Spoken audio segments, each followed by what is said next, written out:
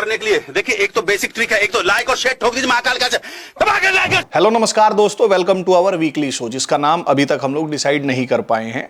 फिर मैंने सोचा कि जैसे अगर एक कागज पे मुहर नहीं लगेगी तो क्या तारा पाकिस्तान नहीं जाएगा, ऐसे ही अगर शो का नाम डिसाइड नहीं होगा तो क्या कौशलेश राय शो नहीं लाएगा। मैं लाऊंगा। शो का नाम क्या रखें आप लोग मुझे कमेंट में जरूर बताना, ठीक है। इस शो में बेसिकली हम लोग पूरे हफ्ते का हालचाल कवर करेंगे, जिसमें न्यूज़ भी होगी, नॉनसेंस भी होगा और साथ ही होगा नेशनल एम्बेरसमेंट। यहाँ आपको 25 से 30 मिनट में मैं प्रयास करूंगा कि आपको एक प्राइमर दे सकूं।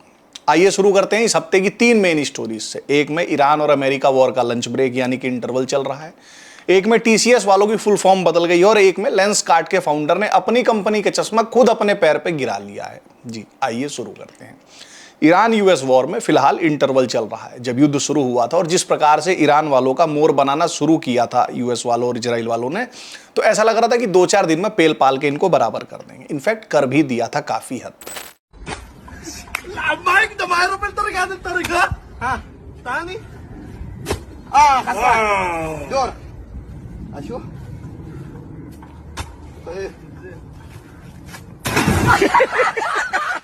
जिसके बाद सबसे सुप्रीम मातम तो भारत में ही मना था। वेट रुको, ईरान का लीडर मरा और मातम भारत में हो रहा है, इंडिया में, अपने देश में है। ब्रो, अगर तुम्हारे घर में किसी फॉरेन लीडर के मरने पे ज्यादा रोना धोना हो रहा है तो भाई तुम किसके घर में हो?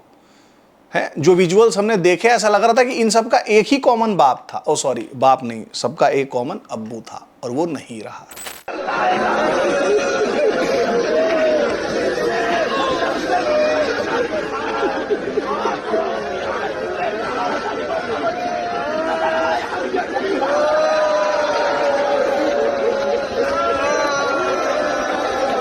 खैर इसके बाद तो यूएसए को लगा था कि ईरान सरेंडर कर देगा, बिल्कुल पाकिस्तान की तरह। हाँ, मतलब ईरान तो इमीडिएटली इनफैक्ट व्हाइट फ्लैग लेके आ गया था, क्योंकि हिस्टोरिकली जो भी अमेरिका के साथ वॉर में देश गया है उसने हमेशा सरेंडर ही तो किया है, जैसे वियतनाम ने किया था, अफगानिस्तान ने किया था। ओ वेट, क्या कह रहे हो? ऐसा हुआ नहीं और ईरान वालों ने जवाबी हमला कर दिया। जी, ईरान वालों ने जवाबी हमला कर दिया और हमला केवल मिसाइलों से ही नहीं किया, बहुत हैवी मीम भी बना रहे थे। खैर इसके बाद सीज फायर के लिए डोनाल्ड ट्रंप ने वही किया जिसके लिए राजस्थान में एक कहावत बनी है, घाघरे से घूंघट कर लेना। जी, यूएसए को सीज फायर के लिए पाकिस्तान का सहारा लेना पड़ा। सोचिए, ट्रंप पाकिस्तान से सीज फायर करवा रहा है। अबे भाई, पाकिस्तान तो खुद अपने घर में सीज फायर नहीं करवा पा रहा। कभी बलूचिस्तान में कोई फट जा रहा है, कभी केपीके में कोई फट जा रहा है, कभी सिंध में कोई फट जा रहा है, मतलब रोज फटने की खबरें आ रही हैं और तुम उस पाकिस्तान को इंटरनेशनल मीडिएटर बना रहे हो। और इंडिया में कई सारे जिनके नहीं, पाकिस्तान नाजायज बाप नहीं है किसी का, पर इंडिया में बहुत सारे जो है इस बात पे भी खुश हो रहे थे भाई, पूरा फील ले रहे थे, मतलब ओ माय गॉड मोदी हार गया, पाकिस्तान मीडिया छोड़ो। वैसे पर पाकिस्तान को एज इंटरनेशनल मीडिएटर हायर करना, यार guys, that's like hiring a guy who set his own kitchen on fire as the fire chief. खैर अब हुआ क्या कि डोनाल्ड ट्रंप ने शहबाज को मैसेज भेजा कि इसे एक्स पे पोस्ट कर दे। अब शहबाज के नाम में ही शरीफ है, वो शरीफ है नहीं, है ना। और दूसरा जो मैसेज डोनाल्ड ने भेजा था वो इंग्लिश में था, शहबाज को समझ में नहीं आया, उसने as it is copy paste कर दिया, जिससे साफ समझ में आ रहा था कि मैसेज व्हाइट हाउस से आया था। पाकिस्तान ने बिना देखे पढ़े समझे पेस्ट कर दिया। इसीलिए कहते हैं कि कजन मैरिजेस नहीं करनी चाहिए, है ना। पर इनका तो बस चले तो ये तो बकरियों से भी निकाह कर लेंगे। खैर most countries at least pretend they have independent foreign policy. Pakistan didn't even bother to change the fonts. They literally hit CTRL plus V on America's message and posted it. That's not diplomacy. That's forwarding. Pakistan isn't a country. It's a WhatsApp group admin doing as told. इसके बाद Trump खुद शहबाज को पेलने पाकिस्तान आया कि तेरे से एक tweet नहीं हो पा रहा ढंग से। उसी दौरान ऐसा लोग कह रहे हैं कि आसिम मुनीर ने उसका पर्स मार लिया, जिसके बाद ट्रंप को रात में मुशायरा देखना पड़ रहा है और दिन में ट्रंप कुल्फी बेच रहा है।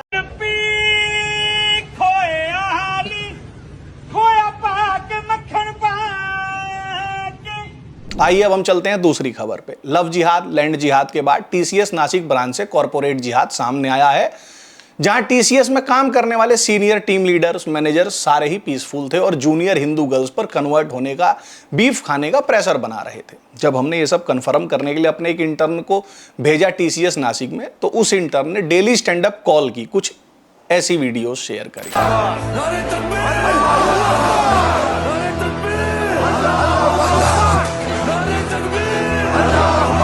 Intern, hi I am the new intern, where is my desk. TCS Nashik manager, पहले ये बता तू शाहरुख का फैन है या नहीं। इंटर्न, सर ये स्टैंड अप कॉल है या स्टैंडिंग ट्रायल। और इंटर्न ने ये हमको ये भी बताया कि अब टीसीएस का फुल फॉर्म भी चेंज होकर तालिबान कन्वर्जन सर्विसेज हो चुका है। हमारे इंटर्न को जो ज्वाइनिंग किट मिली वो भी आप देख सकते हो। वेलकम किट के साथ ऑफर लेटर में सीटीसी कितना दिया है समझ नहीं आ रहा, क्योंकि ऑफर लेटर ही उर्दू में मिला है। This is a Tata company, Tata the most trusted brand in India, जिसका नमक देश खाता है। And there Nashik branch was running like a franchisee of something you would find in Peshawar. If JRD Tata could see this, the man would come back from the dead just to fire everyone and then go back peacefully. इस case में जहां बाकी जिहादी arrest हो चुके हैं, वहीं इस कन्वर्जन रैकेट की मास्टरमाइंडनी HR निदा, जो पहले फरार थी, अब गिरफ्तार हो चुकी है। तब जाके समझ में आया कि ये कोई नॉर्मल जिहादन नहीं है। दिल्ली ब्लास्ट से भी ये जिहादन कनेक्टेड है, लखनऊ की डॉक्टर शाहीन से निदा कांटेक्ट में भी थी और मिलती भी थी है। मतलब hold on. We have a big story now coming in. Probe teams are saying that absconding accused Nida Khan is related to Red Fort bomb blast accused Dr. Shaheen. So you are telling me एक HR employee जो normally लोगों को your CTC is confidential, please don't discuss बोलती है, वो actually Delhi blast से connected है, लखनऊ के स्लीपर सेल से मिलती है। ब्रो ये HR नहीं है, ये हैंडलर है, ये अप्रेजल नहीं देती है, असाइनमेंट देती है। नमाज पढ़ते हैं? हाँ खूब पढ़ता हूँ, दबा के बहुत मजा आता है। कितने मर्तबा पढ़ते हैं? 10 मरतबा। जनाब नमाज दिन में सिर्फ 5 मर्तबा पढ़ी जाती है। मैं 2 दिन का काउंट करके बताया ना। आज फज्र की नमाज पढ़ी आपने? टीसीएस नासिक में फन फ्राइडे के दिन नमाज के बाद सबको पत्थर थ्रोइंग गेम्स खिलवाए जाते हैं।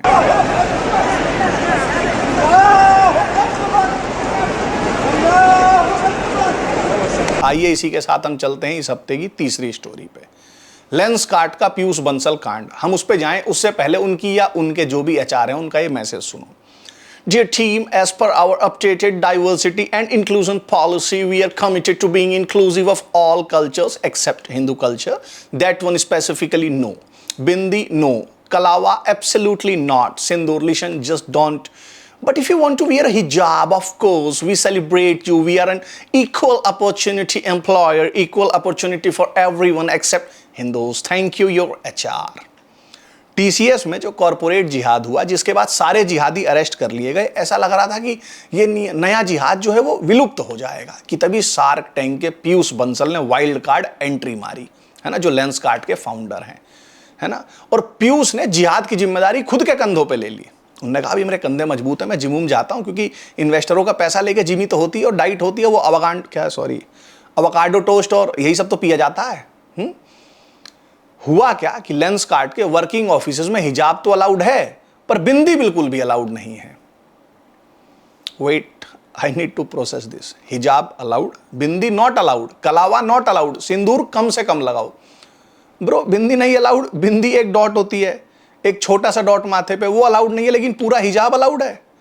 मतलब जैसे क्या लॉजिक क्या है, मतलब जैसे तुमने जब बिंदी बैन की होगी तो वो इसलिए क्योंकि भाई वो रिलीजन से उसका तुमको लगा होगा, तो भाई हिजाब भी सेकुलर हो गया क्या, मतलब वैन है। और जैसे ही पीयूष बंसल की ये करतूतें सोशल मीडिया पे वायरल हुई, सबसे पहले लोगों ने लेंसकार्ट का नाम चेंज करने की सलाह दी और एक परफेक्ट नाम दिया कंपनी को। पीयूष को ये नाम जल्द से जल्द रख लेना चाहिए। You know what's amazing, this guy sits on Shark Tank and evaluates other peoples businesses. He asks entrepreneurs, what's your company culture? Meanwhile, his company culture is bindi banned, hijab approved, sindoor minimize karo. Piyush, before you judge someone else's pitch, maybe look at your own company with, I don't know, a Lenskart. और इस कांड के बाद पीयूष ने tweet करके माफी तो मांगी, जैसे वो डैमेज कंट्रोल के लिए करते हैं, पर वो हमको लग नहीं रहा कि वो सही में ही सॉरी फील कर रहा है।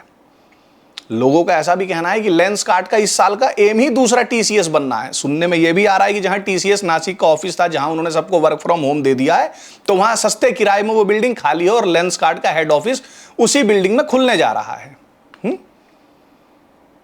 समझा? That's the plan. TCS Nashik shutdown, Lenskart moves into the same building, bindi band, हिजाब अलाउड। ब्रो ये कंपनी चेंज नहीं हुआ, सिर्फ नेम प्लेट बदला है बाहर। हो सकता है पीयूष ऐसा मोटिवेशन के लिए कर रहे हो। आपने अर्थ फ्लैट थ्योरी सुनी होगी, वो देखने के लिए लेंसकार्ट का चश्मा चाहिए होता है ना भाई। सुनने में ये भी आ रहा है कि अब लेंसकार्ट ऐसी टेक्नोलॉजी वाले चश्मे बनाने वाली है जिसमें बस चश्मा उतार के फेंक दो, चश्मा ही फट जाएगा। वो चेकिंग वेकिंग में दिक्कत होती थी ना, छुपाने में सब सामान, असला बारूद। अब भाई चश्मा तो कोई नहीं उतरवाता ना भाई। वो एक बहुत पहले शाहरुख खान की फिल्म आई थी, वो टॉफी खा के फेंक देता था। मे बी पीयूष बंसल उससे बहुत ज़्यादा इंस्पायर हो गए हैं। और इस प्रोडक्ट के ऑलरेडी मसूद अजहर और असीम मुनीर के कई सारे ऑर्डर्स भी आ चुके हैं। मतलब प्रोडक्ट का प्रोटोटाइप आप ये देख सकते हैं। Destruct in 5 seconds. If I let you know where I'm going, I won't be on holiday. साथ ही कुछ लोग ये भी बता रहे हैं कि लेंसकार्ट वाले अब एक ऐसे स्पेशल लेंस पे काम कर रहे हैं कि आप वो लगाओ, उसके बाद आपको सब कुछ 0.5 सेंटीमीटर छोटा दिखाई देगा। जी आइए दोस्तों, अब हम चलते हैं अपने शो के नेक्स्ट सेगमेंट की तरफ, जिसका नाम है उड़ता तीर।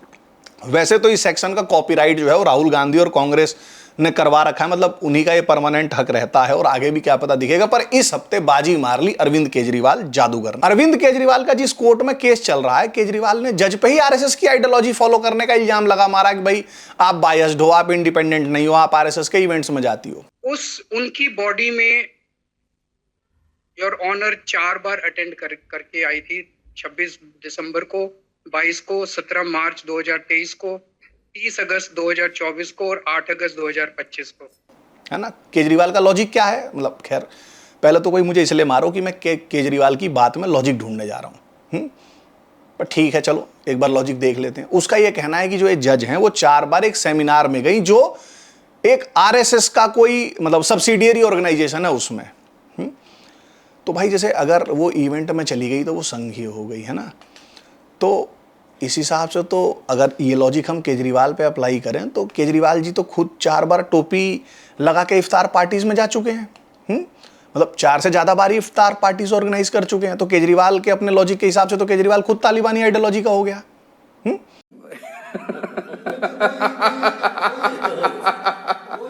You know, this is what I love about Indian politics. A man who attended more iftar parties than most Muslims I know is accusing a judge of ideological bias for attending 4 seminars. 4. Kejriwal has attended more iftars than the judges had attended anything. But sure, the judge is biased, not the guy wearing the topi. Makes perfect sense.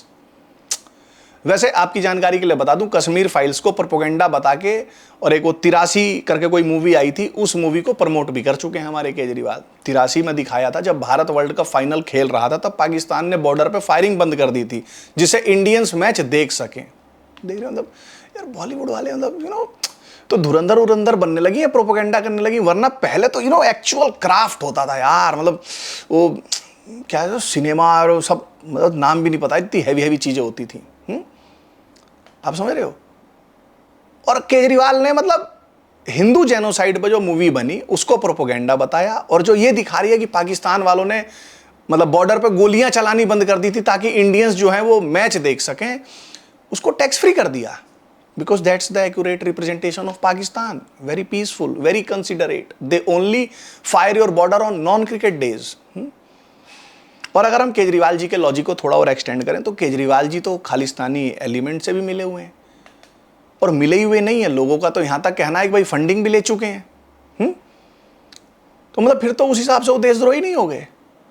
और कांग्रेस जिसके साथ केजरीवाल का गठबंधन है वो तो टेररिस्टों को बुला बुला के सम्मान देती आई है भाई। फिर तो टेररिस्ट से मिलने वाला भी टेररिस्ट आइडियोलॉजी का हुआ ना। मेरे हिसाब से तो केजरीवाल को अब दवा की नहीं और दुआ से भी कुछ होने वाला है नहीं। कुछ दिनों में पंजाब भी हाथ से निकल जाएगा, हो सकता है तब केजरीवाल शायद सुधर जाए, पर सुधरने के आसार इसके हैं नहीं। आपको याद होगा इंडियन आर्म्ड फोर्सेस से सर्जिकल स्ट्राइक्स के सबूत मांग चुका है बंदा पास्ट में, तो ये तो सुधरने से गया। मतलब Kejriwal is that one friend who accuses everyone of lying while standing in a room full of his own lies, and when you point that out he files a defamation case against the room. इसी के साथ दोस्तों हम चलते हैं कुछ positive news की तरफ। इस वीक इंडिया के लिए एक पॉजिटिव न्यूज भी आई, और ये कोई छोटी न्यूज नहीं है, ये 70 साल पुराने सपने का पूरा होना है। इंडिया का न्यूक्लियर ब्रीडर रिएक्टर भाभा जी ने जो सपना देखा था वो पूरा हो गया। 1954 में father of Indian nuclear reactor Homi Jahangir Bhabha ने मतलब एक सपना देखा था, तब हमारा देश नया नया आज़ाद हुआ था, हम लोगों पे ज़्यादा पैसा वैसा था नहीं, टेक्नोलॉजी थी नहीं, और अमेरिका न्यूक्लियर टेक देने से मना कर रहा था। एनएसजी ने सैंक्शंस लगाए हुए थे, लेकिन भाभा जी ने एक प्लान बनाया, 3 स्टेज न्यूक्लियर प्रोग्राम। आइडिया बहुत सिंपल था, इंडिया के पास यूरेनियम कम है लेकिन थोरियम दुनिया में सबसे ज़्यादा है। इंडिया के पास दुनिया का 25% थोरियम है, जो केरल से लेकर तमिलनाडु तक के बीचेस में फैला हुआ है। तो भाभा जी ने कहा कि भाई हम 3 स्टेप्स में काम करेंगे। स्टेप 1, नॉर्मल रिएक्टर चलाओ यूरेनियम से, प्लूटोनियम बाय प्रोडक्ट निकलेगा, ये हो चुका था।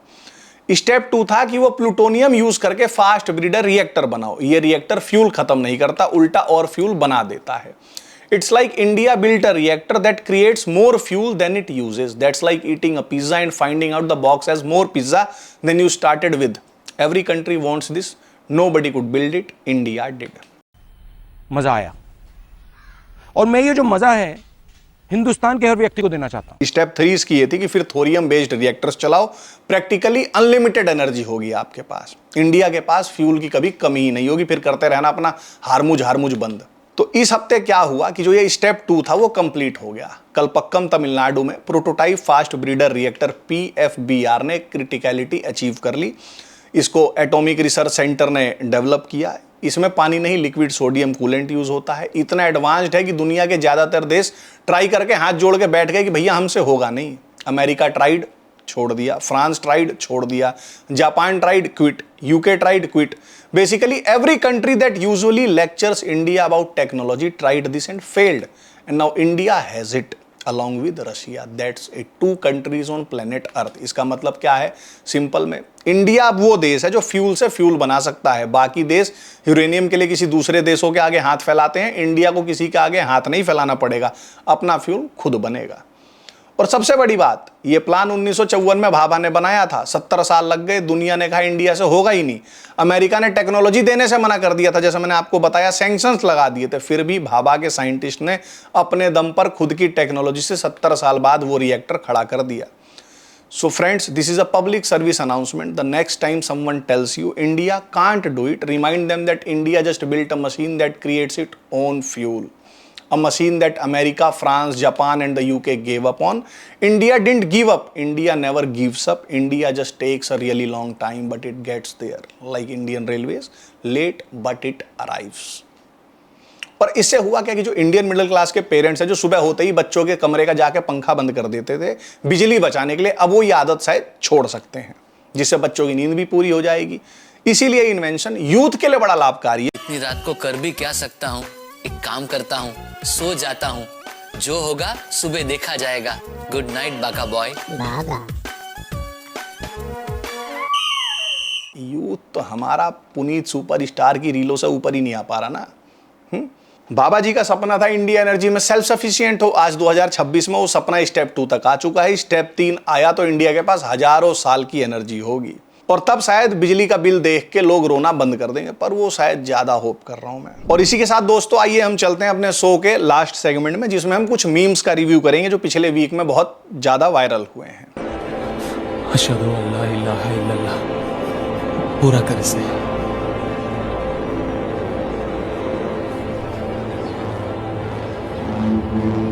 पूरा कर इसे। अगर फर्स्ट राउंड ऐसा है तो ऑफर लेटर मिलते टाइम तो एम्प्लॉय को साइन करना होगा, या सिर्फ कबूल है बोलने से काम चल जाएगा? और TCS छोड़ते टाइम भी मतलब नोटिस पीरियड सर्व करने की जरूरत नहीं है, मुझे लग रहा है। मतलब बस 3 बार तलाक बोल दो या इस्तीफा इस्तीफा इस्तीफा बोल दो और फ्री हो गए, जाओ, कोई नोटिस पीरियड नहीं है। Welcome to TCS, your employee ID is ready, your conversion date is set, your nikah is scheduled for onboarding week, any questions? No, कबूल है, ग्रेट, वेलकम ऑन बोर्ड। इसी के साथ देखते हैं दूसरा मीम। ऐसा TCS एम्प्लॉइज के साथ तब होगा जब कोई क्लाइंट एस्केलेशन आता होगा, और हो सकता है कि क्लाइंट बड़े साहब हों या लश्कर ग्रुप ऑफ टेररिज्म भी क्लाइंट हो सकता है। एक मीम ये चल रहा है कि भाई किसी को TCS में श्योर शॉर्ट जॉब चाहिए हो तो वो कैसे मिलेगी? ना ना ना राजा तुलसीदास खान। क्या तुलसीदास खान? ये कैसा नाम है? ये चुप साले गुंडे बदमाश। बाप का नाम? जावेद चौरसिया।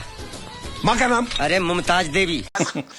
TCS में अगर आप ऐसे सेकुलर नाम बताओगे तो फिर तो आपकी जॉब पक्की है। मतलब इंटरव्यू में मतलब इनफैक्ट जाते टाइम कुछ अगर आप लोग इंपॉर्टेंट क्वेश्चंस पहले ही रट के जाओ, जैसे कि ओसामा की बर्थ डेट क्या है, उसे कौन से प्लेन्स उड़ाने पसंद थे, मसूद अजहर का फेवरेट RDX कौन सी ब्रांड का है, बड़े साहब के पिछवाड़े में जो कीड़ा है वो कितना बड़ा है, पाकिस्तान के कटोरे में कितना भी पैसा फेंको वो गायब कहाँ हो जाता है, पाकिस्तान ने गोबर टैक्स क्यों लगाया, पाकिस्तान में GDP सेफ है या बकरियां, ये सारे क्वेश्चंस रिपीट ही होते रहते हैं। जैसे होता ना 10 ईयर खरीद लो पेपर में पास हो जाते थे, तो ऐसे ही मेरे ख्याल से TCS के इंटरव्यू वगैरह में पूछते होंगे।